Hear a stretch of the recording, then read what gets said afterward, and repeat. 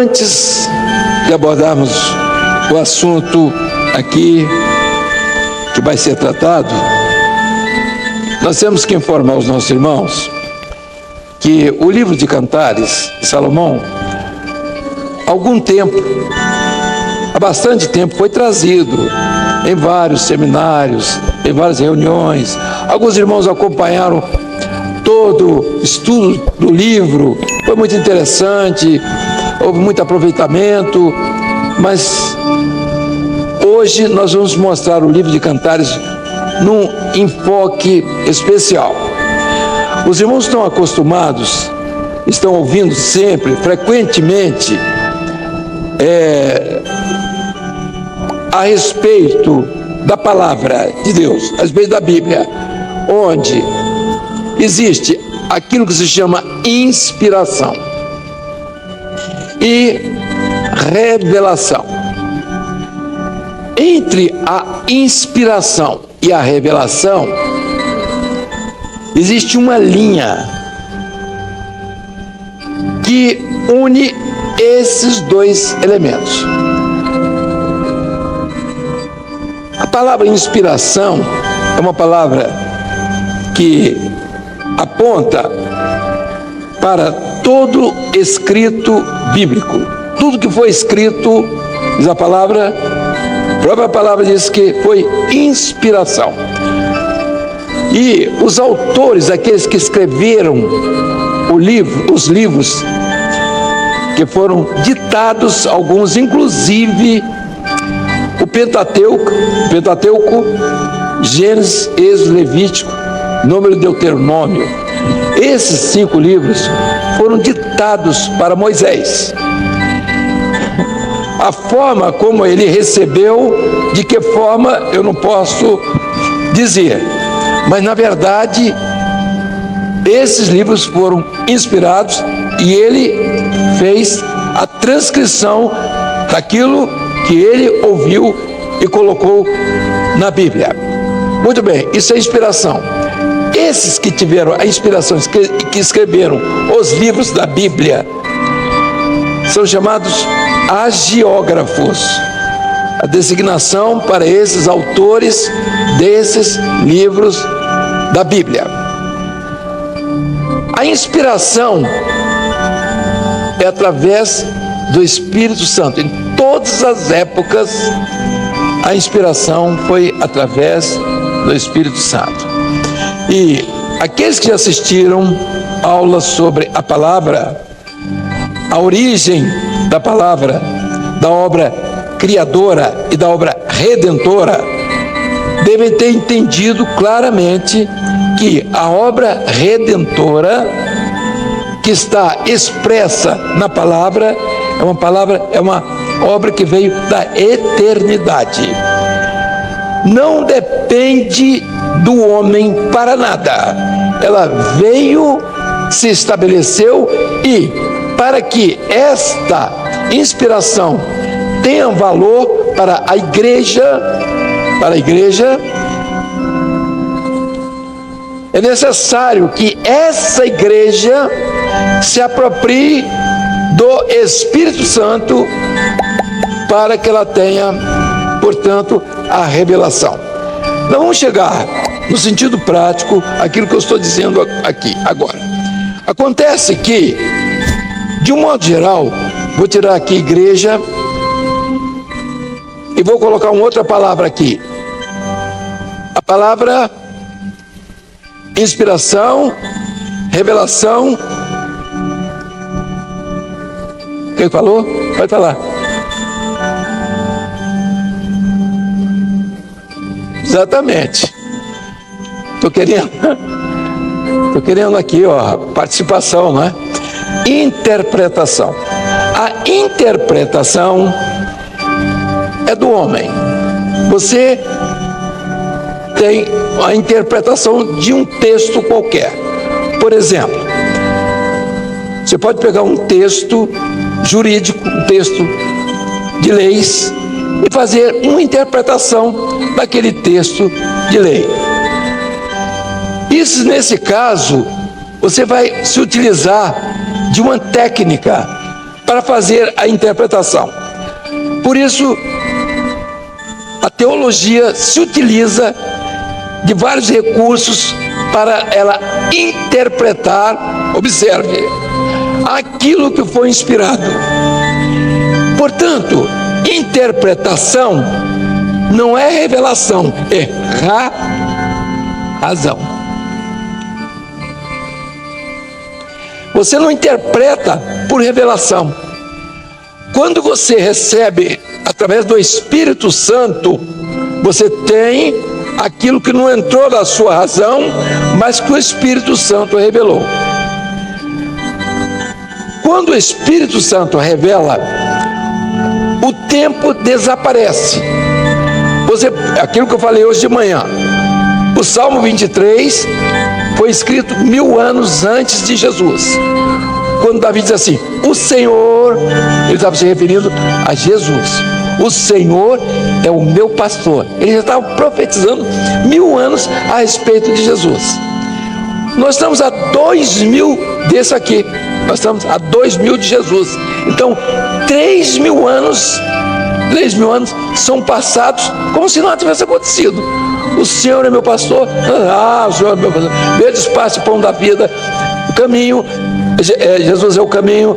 Então, justiça é verdade, eu sou o caminho, a verdade e a vida. Então, você teve uma revelação aqui a respeito do que o salmista colocou lá no Salmo 23, 1000 anos antes de Jesus. Então a revelação chegou a você até aqui. Uma revelação simples, não tem nenhuma dificuldade de entender isso. O que é importante para nós é que existe, na verdade, várias revelações que já estão explícitas, que já existem, são mistérios, já estão revelados. Jesus é um mistério revelado. A igreja é um outro mistério, lá do Velho Testamento, também é revelado. Então nós temos muitas coisas, muitos aspectos que estão na palavra, que já dão praticamente a revelação daquilo que foi inspirado aqui no Velho Testamento ou em qualquer parte da Bíblia. Mas onde vamos chegar? Eu quero entrar aqui na inspiração. Eu entro com a minha razão. Para que eu entre aqui com a minha razão, eu vou ter que usar a exagoge, apologética, hermenêutica, homilética. Então eu preciso, então eu preciso desses elementos para que eu tenha uma boa interpretação de um texto qualquer. Em direito você pode usar a hermenêutica, é normal usar a hermenêutica em direito, então não é só em teologia. Então é uma forma que você tem racional de descobrir ou interpretar um texto. A teologia faz isso. Aí você diz assim, então a teologia peca por causa disso. Não, a teologia não peca por causa disso, mas ela não alcança aquilo que é o mistério. Mistério. Ela não alcança o mistério. Ela alcança aquilo que é a razão dela, mas ela não alcança o mistério, porque o mistério só por revelação. Não é pela razão. Você pode concluir muitas coisas que estão aqui escritas, são informações da inspiração, mas você nunca vai chegar à revelação através da razão. A razão que leva a um conhecimento daquilo que você pode adquirir com a sua mente, com a sua capacidade. Como a mente do homem varia de posição, hoje você pode pensar uma coisa como verdade, e amanhã você pode pensar que aquela mesma coisa não é verdade, não é isso mesmo? Isso se deu no passado, né, quando a igreja pensava que o Sol, né, que era a Terra, que era o centro do sistema planetário e não era o Sol, então aquelas coisas todas. Mas no final ela teve que entender, como todo mundo teve que entender, que não era nada daquilo.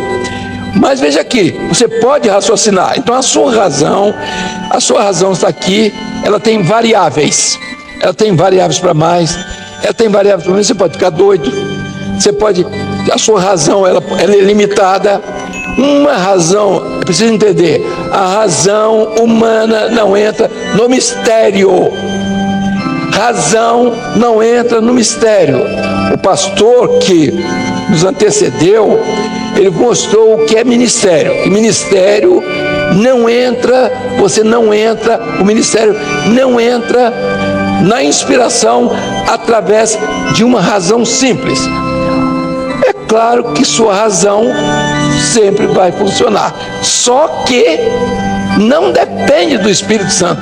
Essa razão aqui não depende do Espírito Santo, e aquilo que não depende do Espírito Santo não leva você à revelação. O que é que Deus quer para o seu povo, para a sua obra neste momento? Ele quer que a sua razão, que é material, que esse materialismo que domina o mundo, ele não seja suficiente para você alcançar um projeto que está estabelecido na eternidade. Você não alcança esse projeto com a sua razão. Por quê? Porque a razão ela não transcende, ela não passa além da capacidade dela, porque ela é temporal, ela morre, ela desaparece, ela acaba com o homem como ser temporal. Então, o que está na razão? Você pode achar que uma razão aqui é muito importante com relação à inspiração. Você pode até achar. Você pode fazer uma série de arrazoados.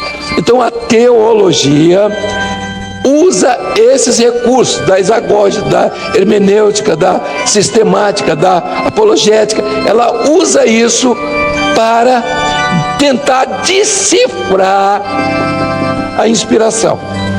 Ela diz coisas mais ou menos parecidas, mas ela não entra na inspiração, porque a inspiração traz dentro dela uma relação com a revelação. Então, essa inspiração foi no ano 1º. E a revelação está há 5.000 anos. Há 6.000 anos. Veja aqui. A razão aqui ficou. Ela ficou no ano 30, ela acabou. A razão acabou. A revelação não. A revelação, ela passa o tempo do homem, ela passa porque ela é eterna. Aquilo que foi ditado 1000 anos antes de Jesus, chega a nós como se fosse hoje aquela revelação. Por quê? Porque é eterna. A existência dessa relação de inspiração e revelação está no plano da eternidade, não está no plano da razão humana. Então a razão humana pode ter argumentos suficientes. Então aqui você tem filosofia. Você tem aqui teologia. Teologia é razão.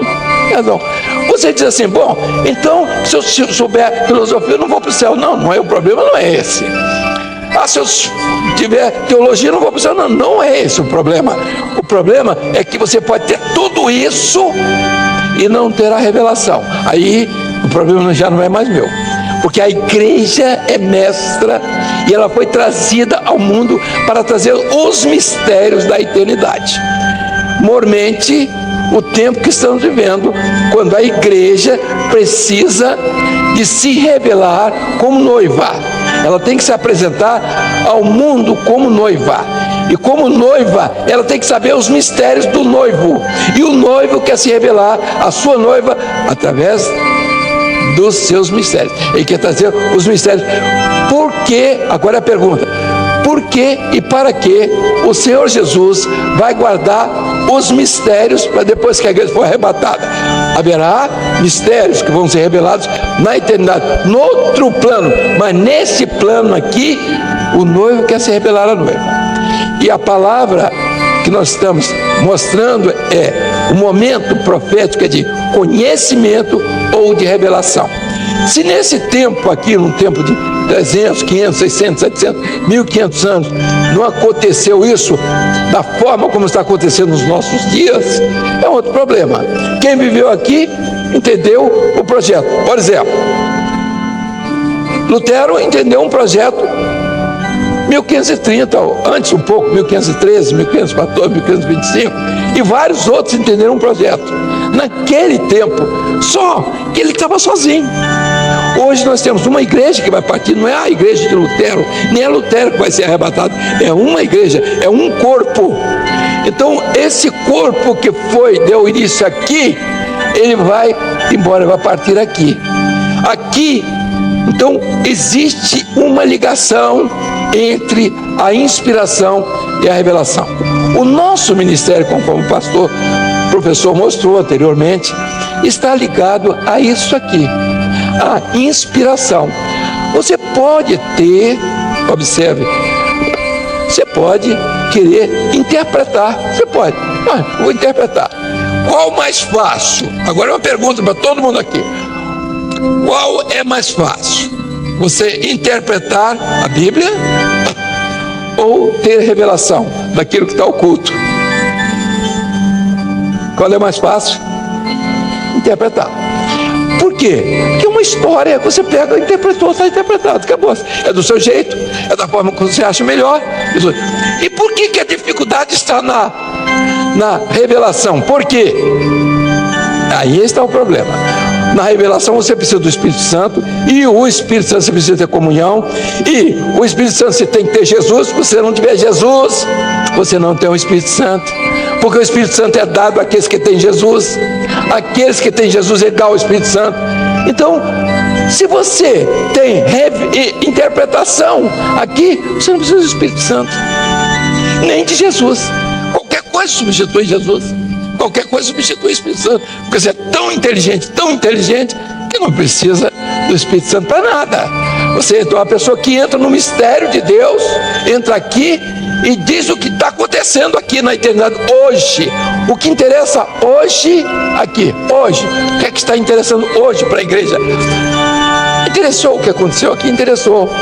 Então, aqui, interessou. Mas aqui, hoje, nós vamos confrontar esse momento profético que a igreja está vivendo, porque isso já é um projeto.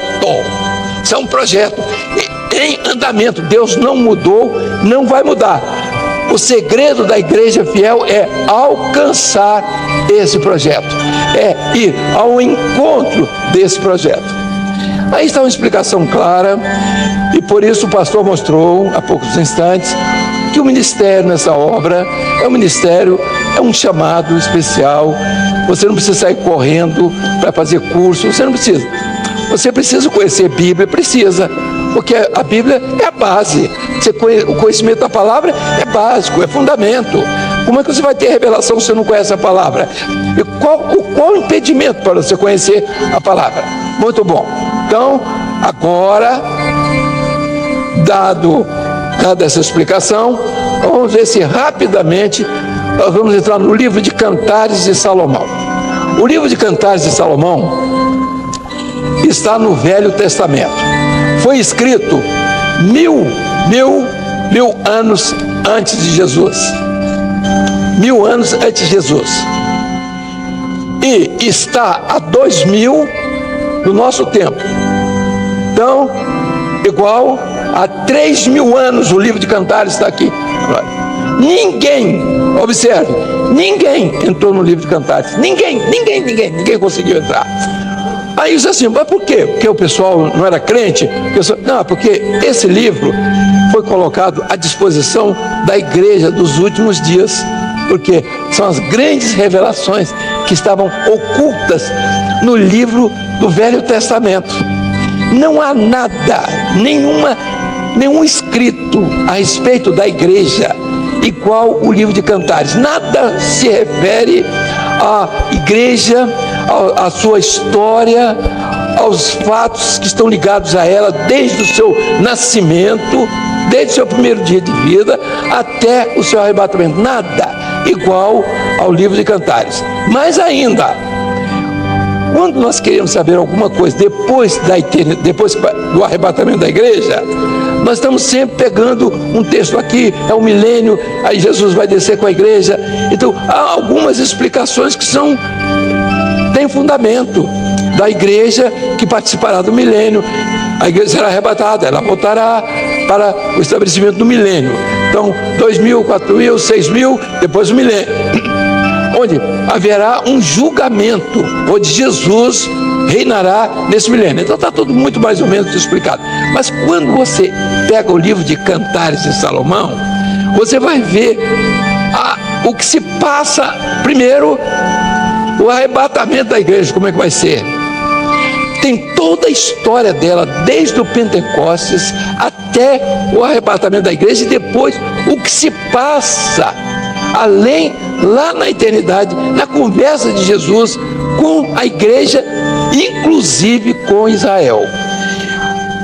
Você vai ler no texto bíblico lá de Cantares o encontro de Israel com a igreja. Só um detalhezinho pequeno.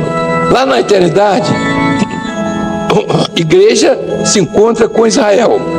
Por quê? Porque Israel foi o primeiro projeto. Veio o segundo projeto da graça. Interrompeu Israel, a igreja é arrebatada, Deus volta a tratar com Israel. Depois, Israel e a igreja estarão juntos para o milênio.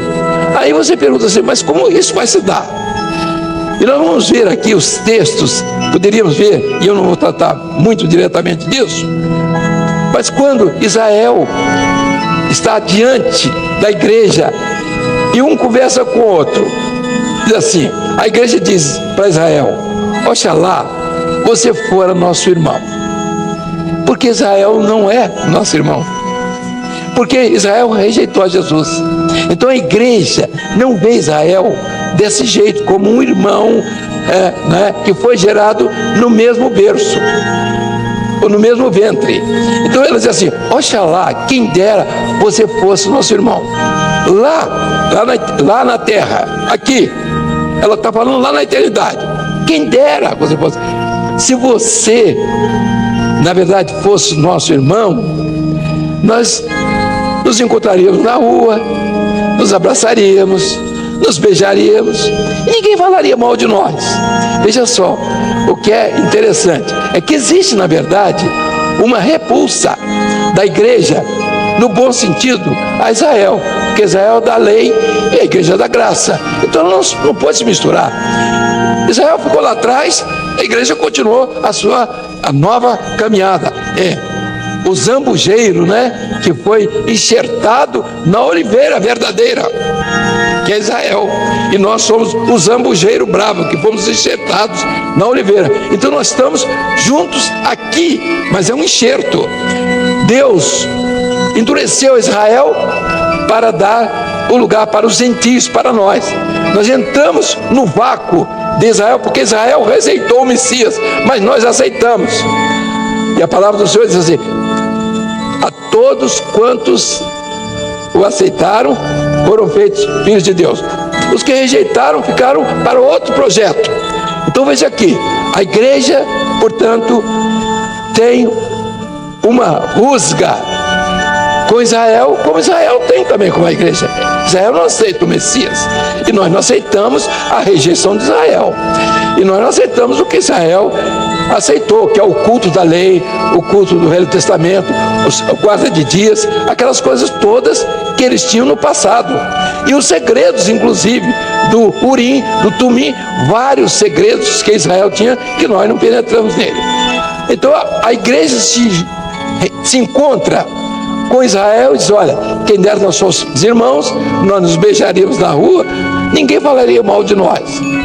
Aí a igreja diz assim para Israel, se isso acontecesse, se nós fôssemos irmãos, se nós tivéssemos essa convivência, aconteceu uma coisa muito boa.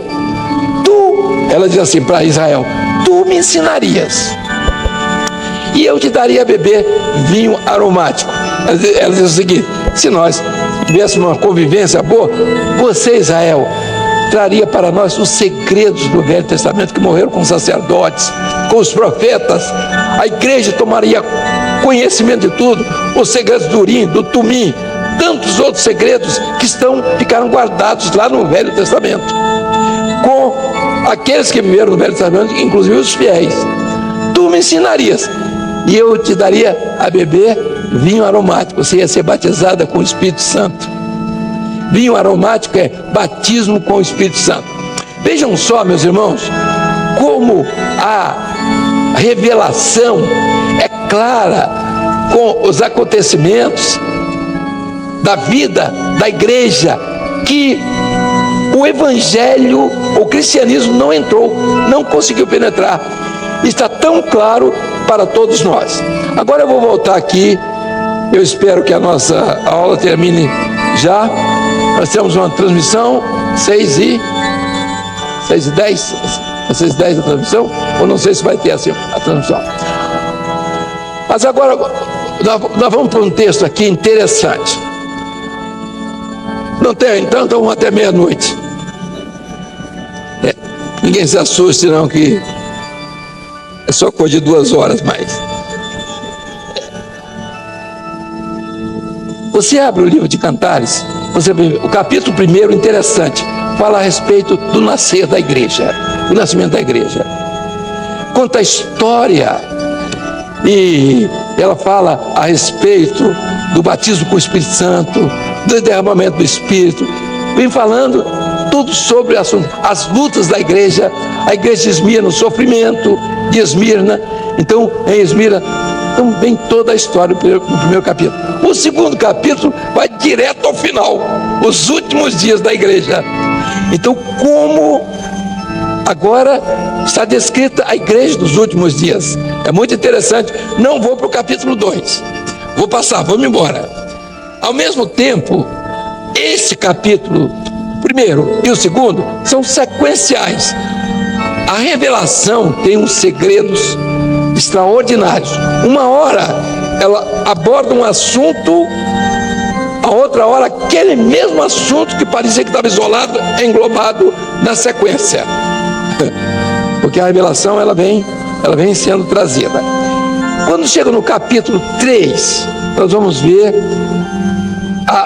que vai falar sobre arrebatamento da igreja. Diz assim: de noite busquei minha cama, aquele a quem ama a minha alma.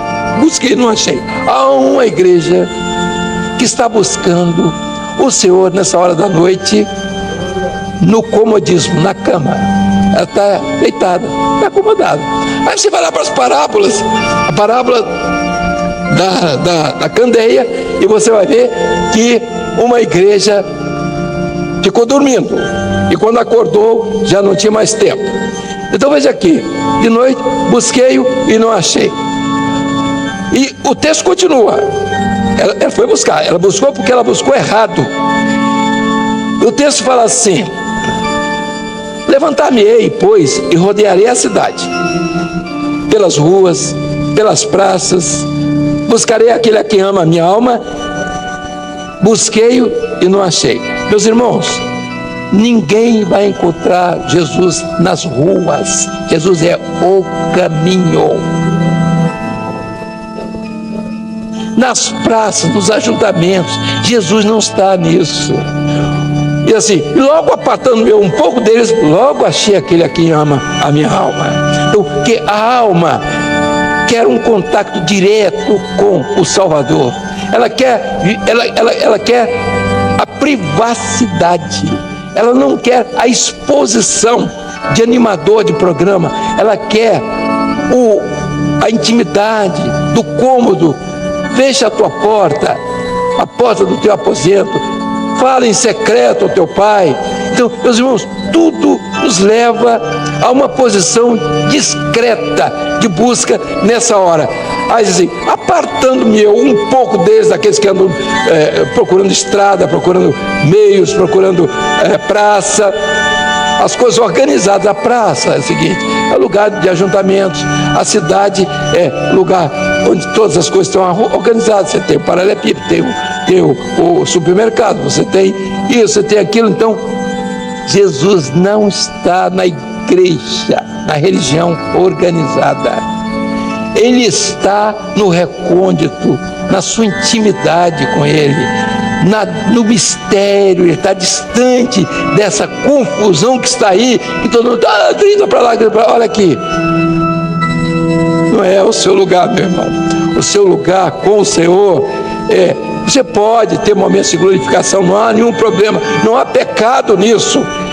O que você tem que entender, porque há momentos de euforia, de gratidão, de glorificação, não há nenhum problema, mas é um momento que você tem que ter a sua comunhão com o Senhor. E se você não busca essa comunhão, então você perdeu esse momento profético da noite. Tem que ser de comunhão com o Senhor. Você não vai encontrar Jesus nos movimentos. E assim, apartando um pouco deles, logo achei aquele que ama minha alma. Então aí vem a descrição desse momento profético. Logo em seguida vem o arrebatamento da igreja. Como vai ser o arrebatamento? No capítulo 4 você vai encontrar a descrição como Jesus quer ver a igreja, a noiva, no dia do seu encontro com ela. Aí ele diz aqui, o capítulo 4, assim: eis que és formosa. Agora ele quer ver corpo. É por isso que nós falamos de corpo, é por isso que nós pregamos corpo, porque a igreja que vai ser arrebatada não é carne, é corpo. Então toda a descrição da igreja está aqui, que ele quer ver essa igreja. E se não for essa aqui, não será outra. E é por isso que a nossa grande preocupação é dar, isso se chama revelação. Agora quero ver uma coisa. O texto diz assim: amiga minha. Aqui no capítulo 3, ele chama a igreja ainda de amiga minha. Ainda vem as descrições a respeito dela, dessa igreja, mostrando toda a formosura dela, os lábios, os dentes, os cabelos, o pescoço. Então ele vem, e interessante, no verso 6 diz assim: antes que refresque o dia. Veja que ele está descrevendo a noiva, como dizer assim: bom, eu vou buscar a minha noiva, eu quero minha noiva assim, assim, assim. Mas antes de eu me encontrar com ela, eu vou ter que fazer um concurso. Vou ter que fazer um concurso, vou ter que passar nesse concurso, vou ter que construir a casa, vou ter que fazer... Então Jesus diz assim: antes de eu encontrá-la, eu irei ao monte da mirra e ao outeiro do incenso. Eu irei ao Getsemane, que foi o lugar, o monte da mirra, o lugar do sofrimento, e ao outeiro do incenso é o Calvário, o Gólgota. Vejam só, meus irmãos, aqui, vejam o que é revelação. E uma revelação, ela consolida outra revelação. Mas eu vou passar, e eu vou terminar agora, que não é para terminar logo, mas vou terminar no capítulo 5. E os irmãos vão ver o seguinte: no capítulo 5, nós vamos ver uma igreja que vai ficar. Vai ficar uma igreja com o nome de cristã, ela vai ficar. E querem ver? Vamos ver comigo? Vamos comigo. É assim: já vim para o meu jardim. Agora ele usa a expressão irmã minha. Aí já diz minha esposa. Sabe por quê? Por que ele está chamando minha esposa? Não é mais amiga. Porque ele já arrebatou a igreja. Então já não é mais a amiga, não é mais a noiva, agora é minha esposa. E assim, comi o meu favo com o meu mel, bebi o meu vinho, comi com o meu leite. E agora ele diz assim: comei, amigos, bebei abundantemente, ó amados. Está falando com respeito a quê? Quem sabe, levanta a mão. Pastor, não. Pastor sabe de tudo. Vai falar.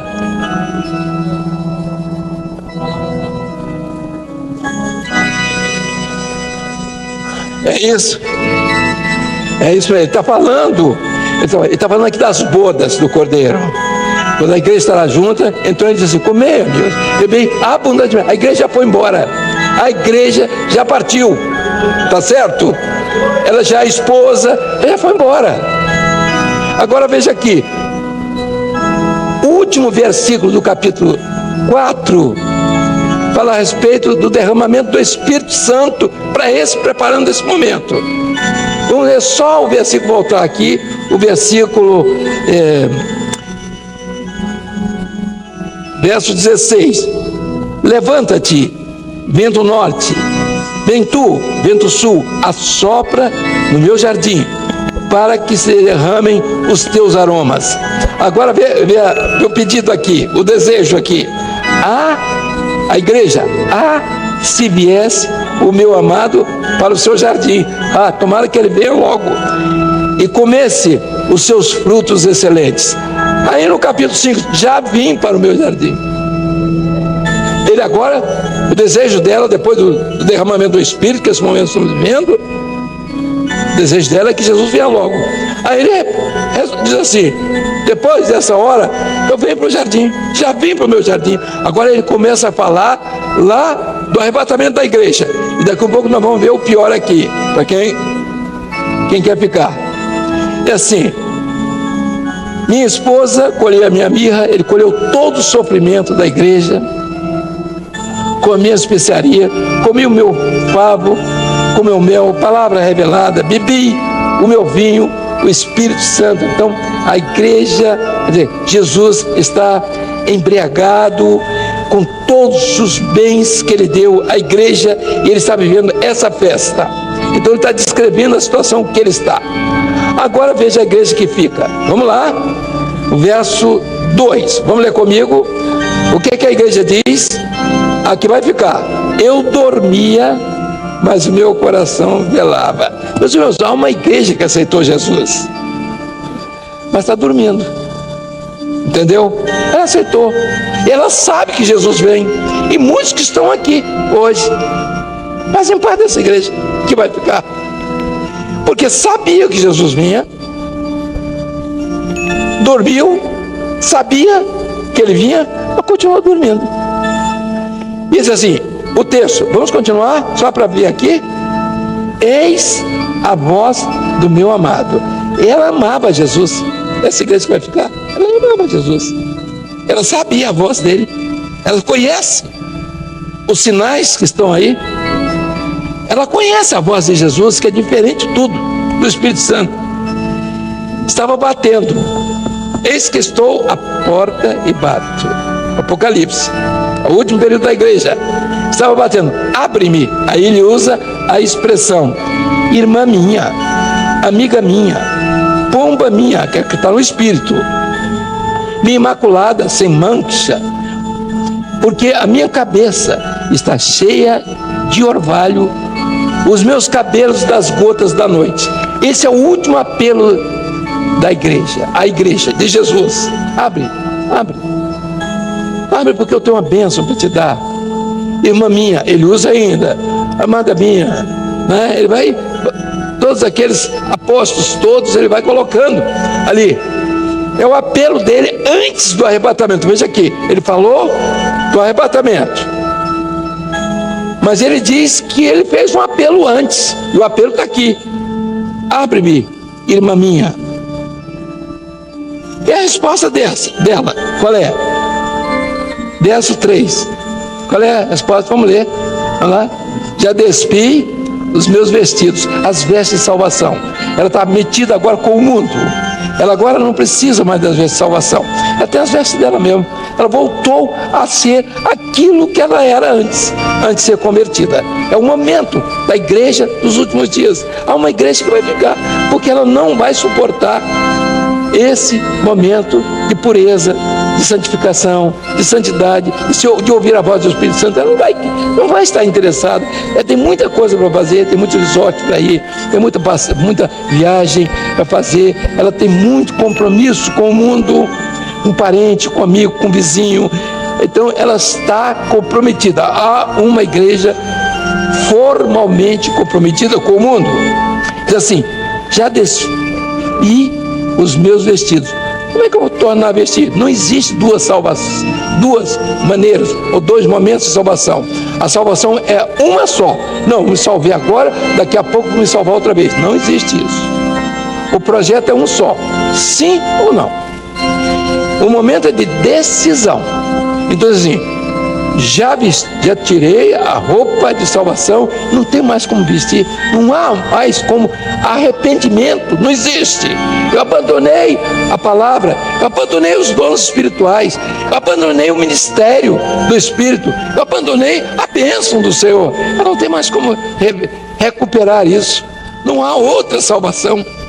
E o texto diz assim: como escaparemos nós se não atentarmos para uma tão grande salvação? Meus irmãos, a salvação, o projeto de salvação para essa última hora é grandioso, porque através de dons, sinais, operações de maravilhas, o mundo todo está desesperado, não sabe o que está acontecendo, mas nós sabemos, é que Jesus está às portas. São sinais que aí estão.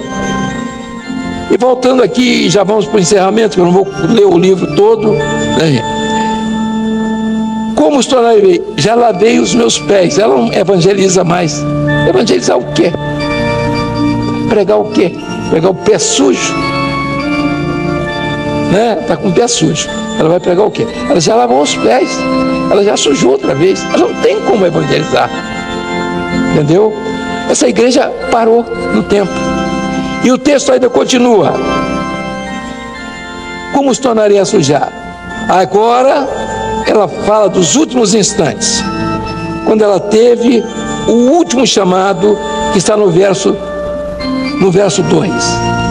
O meu amado meteu a mão pela fresta da porta. Meus irmãos, nessa hora, Jesus quer uma porta aberta, seu coração aberto, não é um pedacinho do coração, não é uma fresta. Quando ele botou a mão, diz o texto aqui, o que é que ela diz? Ela sentiu todo aquilo que todo crente sente, a presença dele. E ele diz assim: o meu amado meteu a sua mão pela fresta da porta e as minhas entranhas estremeceram por amor dele. Mas ela não. Eu me levantei. Aí eu me levantei para abrir ao meu amado, e as minhas mãos destilavam mirra,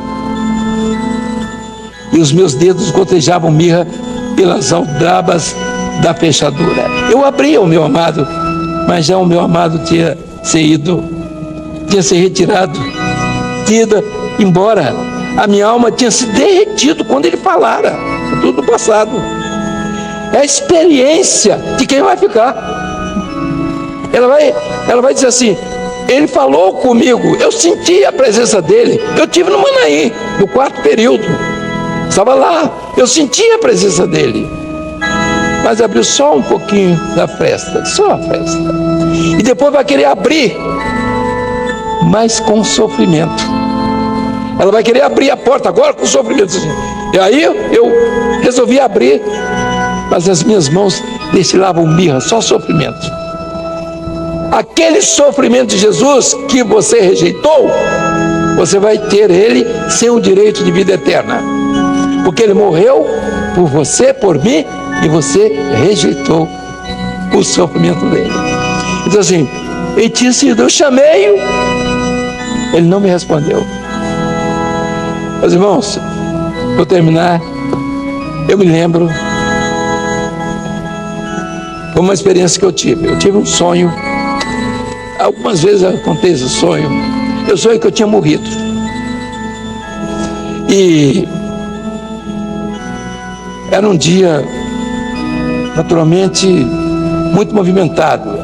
A rua da minha casa estava movimentada, tinha policial, o trânsito. Eu vou dizer, um morto importante, até um enterro animado. E eu estava na sala, o povo estava lá, eu me via ali no caixão e conversava com as pessoas ali, e eu via todas as pessoas que entravam, que saíam, e eu fiz até um pedido: olha, eu quero ser enterrado no cemitério, um cemitério que lá em Vila Velha, lá o nome, não interessa a ninguém, porque ninguém vai para lá, então eu fiz aqui, o endereço não precisa dar. Eu queria ir para aquele cemitério. Não, eu entendi que eu ia ser atendido. Mas à tarde começou a cair. Aí chegou a hora de fechar o caixão, era a hora da partida. Eu comecei a ter uma saudade imensa de tudo. Eu sentia saudade de um carro velho que eu tinha, que às vezes precisava sair empurrado. Eu tinha saudade até dos alunos da faculdade, que eu tinha horror. Eu tinha saudade de tudo, mas principalmente da minha esposa, né? E de alguns familiares, irmãos ali. Finalmente fui levado. Chegou, a tarde estava caindo, aí colocaram lá no lugar certinho, né? Eu sei que eu me coube muito bem no caixão, estava bem acomodado. E o povo começou a ir embora. E eu fiquei sozinho. E eu caí na realidade. Eu caí num vazio, no escuro, eu não via nada. Para mim não existia mais nada, acabou tudo, nenhuma voz, nada, um silêncio. Eu tinha horror daquele silêncio. Eu me lembro de um grupo de astronautas russos, foram 4, que foram lançados no espaço, se perderam no espaço. Eles gritavam e diziam assim: que horror, os últimos, né? Que silêncio, que coisa horrível. Nós estamos embora. Eles não voltaram mais, né? Foram naquela nave, a nave se desintegrou. Eles: que coisa horrível, que silêncio. E eu tive a sensação daquele silêncio, e o pior, eu tive a noção da eternidade. E eu dizia: agora o negócio é aqui e nunca mais. Outra coisa, é desespero, trevas, silêncio. E eu falava, eu dizia: mas eu morri com Cristo. Ninguém me respondia nada. Eu morri com Deus. O senhor vai me deixar nisso? Ninguém me respondia nada. Eu acordei desesperado, chorando, e naquela noite eu não consegui dormir mais. Nunca tinha tido experiência com a palavra. A primeira vez que fui ter, quando eu abri a palavra, aquele texto de Jeremias diz assim: levanta-te, clama no princípio das vigílias, derrama as tuas lágrimas como o rio, né? Olha e vê isso, pela vida dos teus filhinhos que desfalecem nas entradas das ruas. Eu não entendi nada, eu não podia lembrar do sonho que era tão real. Eu estava às vezes dirigindo, lembrava, eu começava a chorar, me quebrantar, em qualquer hora, qualquer momento, e escondendo aquilo que eu não entendia, naquilo, que negócio é esse? Que história é essa? O tempo passou, e quando o senhor me chamou, agora é um complemento, quando o senhor me chamou para o ministério, de jeito nenhum, não quero nem saber disso, não, de jeito nenhum. Eu tinha parentes lá no ministério e tal, eu tinha horror àquilo. Aí o senhor disse assim: muito bem. Eu estava aqui no Manaim, uma varanda velha que tinha aqui, quando foi entregue a visão e a revelação: eu te quero no ministério. Não, de jeito nenhum. Aí 24 horas de jejum, 48, quando 72, eu já não estava lá, muito bom. Aí o sonho, eu digo: ih, senhor, pronto, estou entregue. Eu queria que o senhor desse o sonho a pelo menos a uma dúzia aqui. É todo o desejo que eu tenho para vocês. Meus irmãos, chamei-o, não me respondeu, não abriu, mas a porta estava fechada. Essa é a igreja que vai ficar. Tinha intimidade com ele, amava Jesus, falava no nome dele, foi abençoada, mas ficou. E que capítulo, né? Eu acho que por isso que a turma não quis nada com o livro de Cantares, viu? Porque uma revelação dessa, todo mundo, né, fica: será que teve a revelação? E eu ia até fazer uma pergunta aqui hoje, a quem gosta de revelação na palavra, até perguntar: o que é isso que está falando aqui? Vou pegar uns 2 sabidos aqui da frente, para me dizerem, mas amanhã ainda está em tempo. Vamos ficar de pé, irmãos. Chamei e não me respondeu.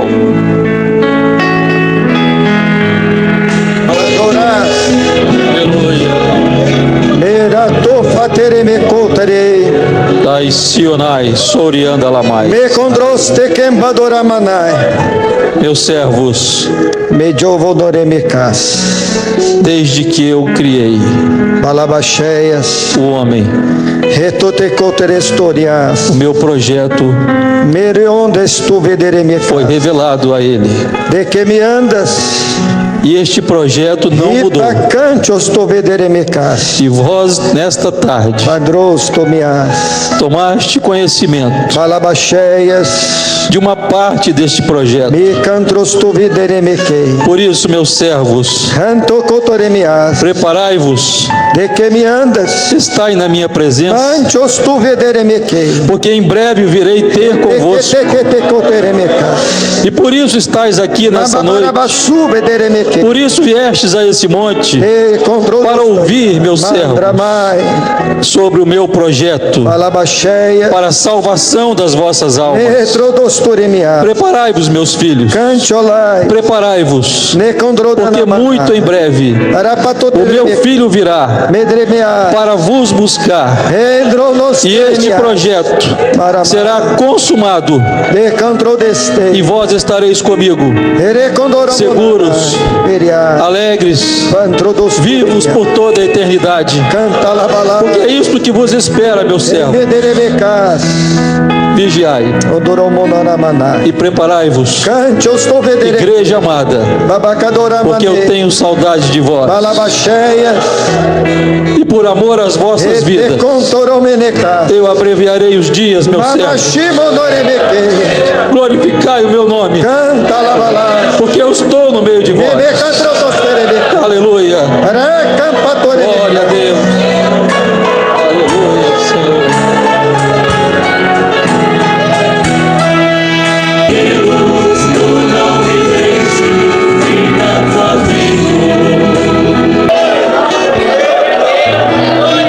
Meus irmãos, eu tive uma visão e eu via que um forte vento soprava do céu e era um vento forte, impetuoso, mas era um vento do Senhor, era vento de Deus. E aquele vento vinha em direção a este Manaim. E como era forte o vento, eu via e eu dizia comigo mesmo: na hora que este vento entrar aqui no Manaim não vai sobrar nada, porque era um vento forte. Mas era um vento do Senhor. E eu vi que quando aquele vento entrava por aqui, pelo Manaim, as folhas balançavam, as árvores estralavam. E o destino daquele vento do Senhor era esta aula, era esta sala. E então eu olhava e eu via que nós éramos um campo que Deus havia plantado naquele campo. E eu via que o campo estava cheio de novos frutos. E eu dizia: Senhor, por que este vento? E o Senhor me falava: porque eu vou tirar do meio da minha plantação tudo que não é meu. E aquilo era necessário. E eu via que quando o vento entrava aqui nesta sala, aquele forte vento, ele ia limpando, irmãos, tudo que não era do Senhor. E então, naquele momento da ação do vento, eu não via mais a plantação, mas eu vi os irmãos. E eu vi que tinha um grupo aqui envelhecido. E eu sabia que era envelhecimento espiritual. E aquele grupo tinha vindo forçado ao Manaim, mas tinha vindo. E o Senhor me dizia: não vou perder ninguém. E quando aquele vento entrava e atingia aquele grupo envelhecido, eles iam se tornando como meninos. O rosto deles brilhava. E o Senhor dizia assim: foi a ação do meu Espírito. E irmãos, quando aquele vento passava, o semblante de todos nós aqui, nós éramos iguais, era rosto de menino. E o Senhor dizia: o que o meu Espírito queria fazer, Ele fez.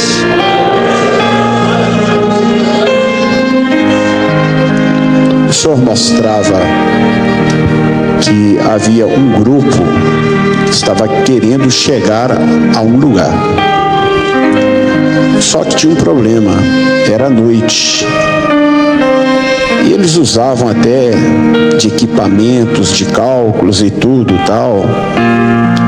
E eles iam avançando, mas tropeçando, caindo. E o rumo que eles estavam indo era um abismo. E eles não viam isso. Mas na visão também, nós estávamos numa caminhada. Mas sobre nós havia uma luz muito forte e que iluminava um caminho.